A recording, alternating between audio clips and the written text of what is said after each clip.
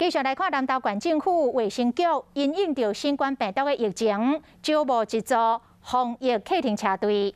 即天特别甲司机请来卫生局，教导大家载送确诊个案的时阵，要安怎做好个人的防护，甲车辆的消毒。这个教导的过程中，一项一项拢真认真。 卫生局人员指导防疫计程车司机消毒挂手笼，并且穿隔离衣甲挂 N95的喙安，这防护装备要清要烫，拢真费气，才一直消毒。另外，车辆的内外嘛是要详细消毒。在稳将演练后，将正式进行防疫接送的任务。手一定要先洗干净，然后再戴手套。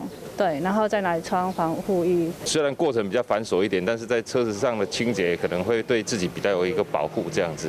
防疫计程车主要是载居家隔离、居家检疫、甲快筛阳性的民众。